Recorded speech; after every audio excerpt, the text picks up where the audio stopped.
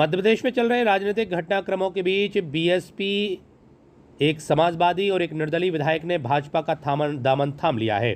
तो वहीं सूबे की नज़र दमोह जिले के पथरिया की विधायक रामबाई सिंह पर है और कयास लगाए जा रहे हैं कि रामबाई सिंह भी तीनों विधायकों की तरह भाजपा का दामन थाम सकती हैं। लेकिन इस बीच खुद रामबाई ने साफ किया है कि कोई आए कोई जाए, लेकिन वो बीएसपी में ही रहेंगी। दमोह में मीडिया को बयान देते हुए विधायक रामबाई सिंह ने कहा कि उन तीनों विधायकों के साथ उनका भी भाजपा सरकार को समर्थन है और रहेगा, लेकिन पार्टी छोड़ने का उनका कोई विचार नहीं है और वो अगला विधानसभा चुनाव भी बीएसपी की टिकट पर ही लड़ेंगी। रामबाई ने साफ किया कि जब प्रदेश में सत्ता परिवर्तन हुआ था उस वक्त जरूर भाजपा ने उनसे संपर्क किया था, लेकिन फिलहाल किसी नेता ने उनसे संपर्क नहीं किया और ना ही उनका विचार भाजपा में जाने का है। रामबाई तो इतना भी कहती है कि उनके स्वभाव को देखते हुए भाजपा उनको अपने दल में रख भी नहीं सकती।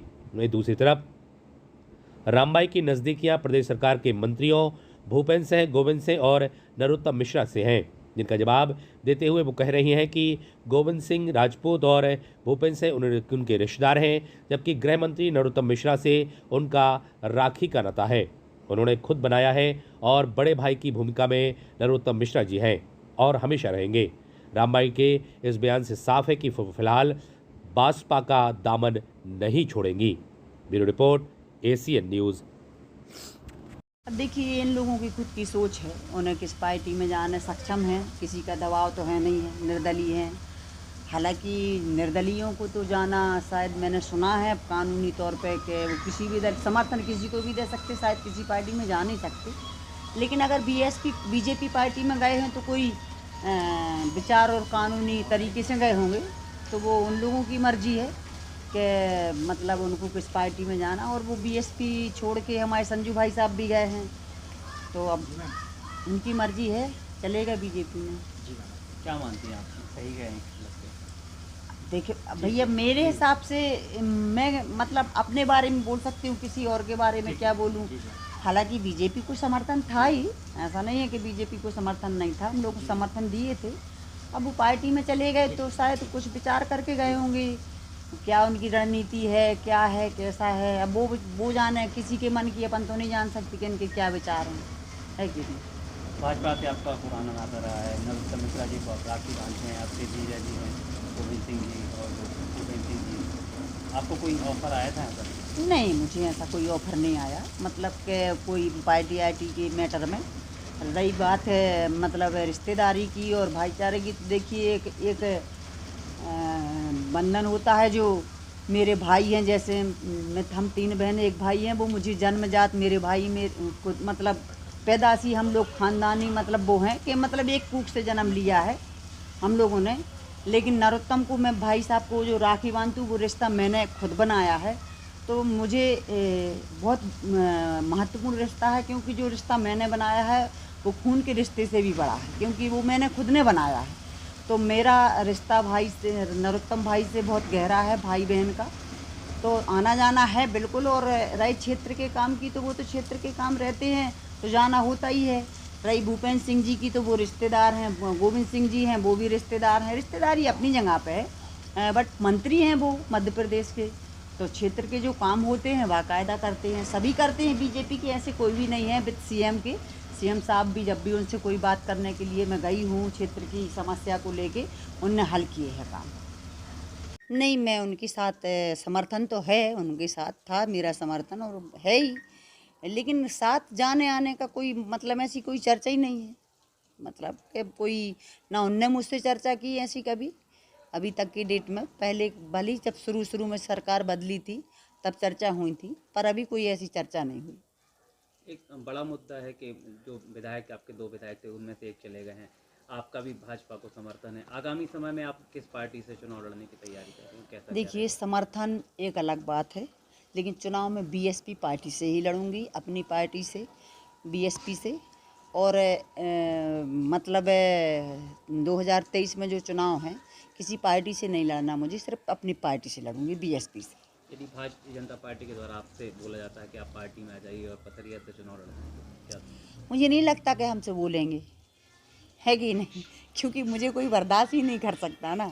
किसी पार्टी में, मतलब जो पार्टी वाले ऐसे हैं, क्योंकि मुझे मालूम है कि मैं सत्य बोल के रहूँगी, सत्य तो मुझे नहीं लेंगे।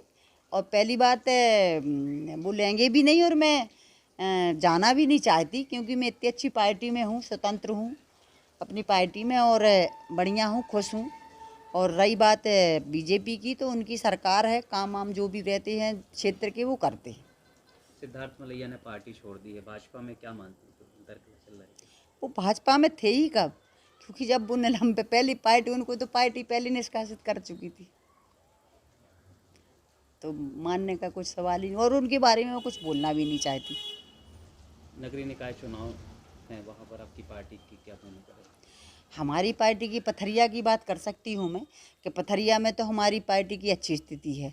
मैं 5-6 पार्षद जिता लूँगी पथरिया में, और जब 5-6 जीत जाएंगे तो अध्यक्ष बना ही लूँगी।